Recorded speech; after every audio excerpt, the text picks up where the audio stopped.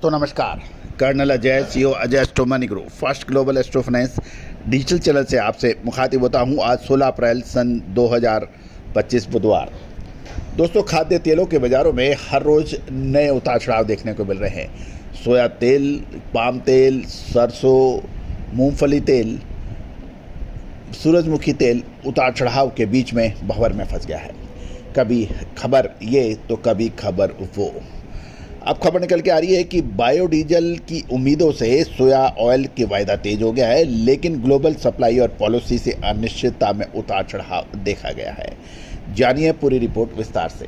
दोस्तों, आपको याद होगा कि मार्च महीने के प्रथम सप्ताह के आसपास हमने आपको एक अग्रिम विश्लेषण दिया था कि मार्च महीने का अंतिम सप्ताह या अप्रैल के प्रथम सप्ताह के आसपास खाद्य तेलों में एक ज़बरदस्त तेज़ी का माहौल या वातावरण बनने के संकेत मिल रहे हैं। वैसा ही कुछ देखने को मिला। साथ साथ हमने अपने साप्ताहिक अखबार में जो मासिक हमारा एक आर्टिकल होता है तुषार जी का, उसमें इस चीज़ का विशेष खुलासा भी किया था। उससे पहले आपको चीनी के दामों में ज़बरदस्त तेज़ी के अग्रिम अनुमान दिए थे। उस साप्ताहिक अखबार में वो भी सत्य साबित हुए और साप्ताहिक रूप में कुछ 2 या 3 कमोडिटी या 4 कमोडिटीज़ के बारे में क्या उतार चढ़ाव रह सकता है, इसके बारे में भी आपको अपडेट मिलता है। साथ साथ देश दुनिया की खबरों के पर पूरी जानकारी आपको मिलती है। साथ साथ मंडियों के भाव भी मिलते हैं। दोस्तों, याद रखिएगा, मंडियों के भाव आपको निःशुल्क मिलते हैं, लेकिन विश्लेषण, उतार चढ़ाव कब, कैसे, कब, ये आपको हर जगह नहीं मिलते। इसके लिए विशेष अग्रिम रिसर्च रिपोर्ट की आवश्यकता होती है। आज ही संपर्क कर सकते हैं, नंबर स्क्रीन पर दिए हैं। दोस्तों, याद रखिएगा, कोई भी रिसर्च या अनुसंधान निःशुल्क नहीं हो सकता। इसमें अपार जनशक्ति, वित्तीय संसाधन और लगातार इसमें वित्तीय आवश्यकताएं होती हैं, और इसके लिए आप सहयोग कर सकते हैं, और उस सहयोग राशि के बदले आपको हम ऐसी अग्रिम विशेष रिसर्च रिपोर्ट देते हैं जिसकी कल्पना करना भी एक बेमानी है। आज पूरा विश्व, Singapore, Indonesia, Malaysia, America, Argentina, Brazil जैसे देश आज भारतीय अनुसंधान पर विश्वास कर रहे हैं। लगातार उनको चमत्कारी रिजल्ट मिल रहे हैं। तो दोस्तों, आप अपने देशवासी पीछे क्यों हैं? दोस्तों, याद रखना, यदि पीछे हैं तो पीछे ही रह जाएंगे यदि आपने अनुसंधान, इनोवेशन पे ध्यान नहीं दिया तो। जानिए सोया तेल पर कुछ अपडेट जो आपके लिए लाभकारी सिद्ध हो सकते हैं।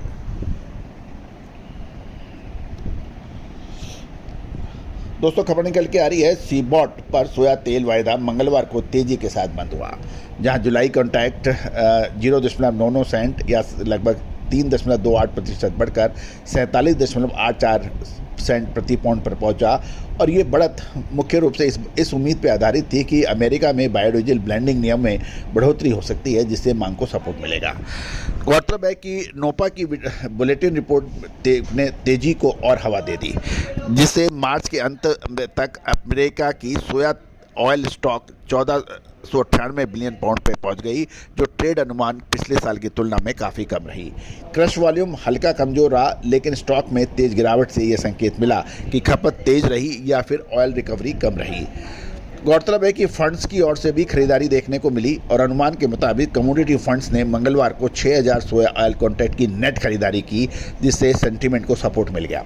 आइस कैनोला फ्यूचर में भी मजबूती दिखाई गई, और जुलाई कैनोला $7.80 बढ़कर $676.50 प्रति टन पे बंद हुआ, जिससे सीबॉट सोया ऑयल और यूरोपियन रेपसीड में को तेजी का सपोर्ट मिला। गौरतलब है कि व्यापारी मान रहे हैं कि ऊपरी स्तर पर किसान बिकवाली और डिमांड रेशनिंग के भाव पर दबाव हो सकता है। यूरोपियन रेपसीड फ्यूचर में तेजी का माहौल रहा। अगस्त कॉन्ट्रैक्ट 6.50 पाउंड बढ़कर 478.50 यूरो प्रति पाउंड पर बंद हुआ। यूरोप में टाइट सप्लाई और ग्लोबल वेजिटेबल ऑयल मार्केट को मजबूती से सपोर्ट मिला है।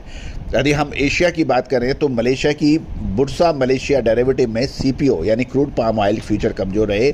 जून वायदा 63 रिंगिट घटकर 4160 रिंगिट पर बंद हुआ। मलेशिया और इंडोनेशिया में बढ़ते उत्पादन और स्टॉक के आशंका के चलते ग्लोबल ट्रेड टेंशन और फाइनेंशियल वॉलिटिलिटी से सेंटीमेंट में दबाव रहा, यानी पाम तेल में गिरावट, सोया तेल में तेजी।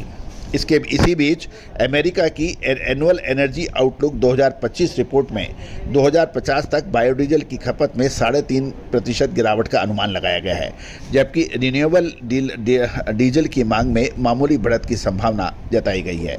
यूएस डिपार्टमेंट ऑफ एनर्जी ने स्पष्ट किया है कि ये अनुमान ट्रंप प्रशासन की हालिया नीतियों को शामिल नहीं करते, जो कि फॉसिल फ्यूल के एक्सपेंशन को प्राथमिकता दे रहे हैं। इससे भविष्य में बायोफ्यूल ग्रोथ सीमित हो सकती है।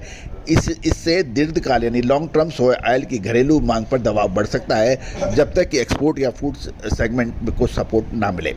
कुल मिलाकर सोया ऑयल मार्केट में वॉलेटिलिटी बन सकती है। एक और अमेरिका और ब्राज़ील में बायोडीजल ब्लेंडिंग बढ़ने की उम्मीद सपोर्ट दे रही है। दूसरी ओर साउथ अमेरिका में नई फसल की बढ़ती अवेलेबिलिटी, कमज़ोर क्रूड ऑयल,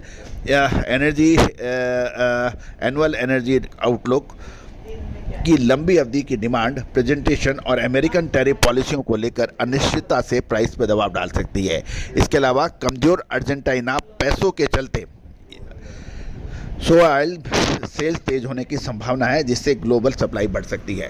दोस्तों, अर्जेंटीना की जो करेंसी है पेसो, उसके ऊपर अर्जेंटीना सरकार ने कुछ महत्वपूर्ण निर्णय लिए हैं, और दोस्तों उस निर्णय के ऊपर भी हमारा एक पूरा एपिसोड हमने इसको डेडिकेटेड किया है, उसको भी देखना ना भूलें।